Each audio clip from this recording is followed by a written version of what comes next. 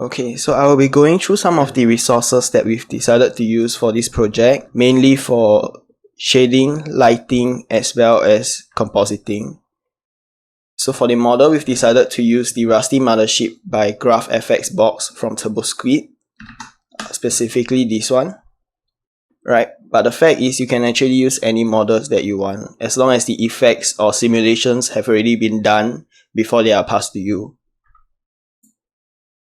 And next, we're gonna go through some of the gizmos that I frequently use, which is Flare Factory, Chromatic Aberration, Pastetto, as well as Vignette. Gizmos are basically a set of subnetworks that artists or users have built for us to use with regards to some of the functions that Nuke does not provide. So you can get them from Nukepedia, which is this.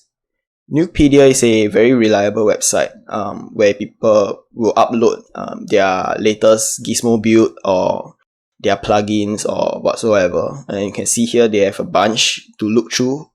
And to install these gizmos into your software, you can go through this short clip by Wacko Training, and it takes just a few minutes to put it into your software so that you can use. Yeah.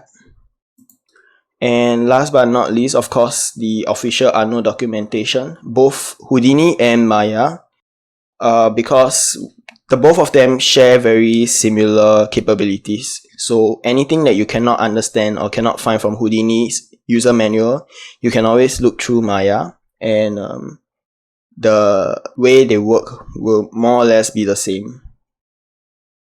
Okay, so that's for resources. Next, we are going to look at our reference. So this is our reference.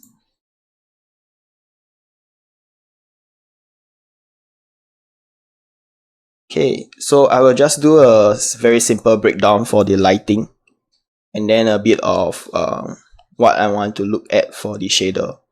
So for the lighting, there's not much going on. It's just one very strong rim light on top, and then emissive cast by the ship's internal lighting, and then a gradient here, this to bring out some of these fill lights to bring up some of this darkness, and then of course a blue HDRI, the space HDRI reflected off the ship. So the next most important lighting element would be from the pyro itself. So you can see that it plays a heavy role on lighting the ship by emitting right from the pyro. You can see here, and it breaks up a lot of the blue and dark hues coming from the background as well as the ship itself, and this gives a very contrasty feeling, breaking up the monotone color scheme initially created here.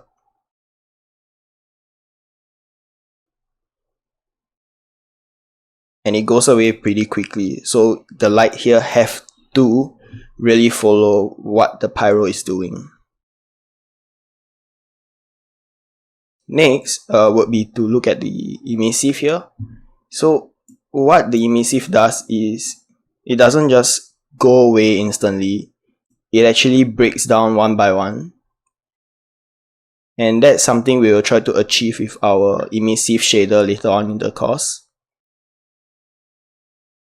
And how it goes out before it completely goes away. So the intensity of the light increases before it disappears to give that very distinct pop feeling. You see, it goes pop. Yep. So that's also another property that we'll be creating from our procedural shader later on. And as for compositing, there's a very stark contrast between the brightest points and the darkest points, and there's a lot of post editing where they included things like vignette, lens flare, right, to give off a more to basically tie up the shot more closely with each other without having to look very CG. Yeah. Okay, so that's it for the reference, and we'll just move on to creating the shader for our shape later on.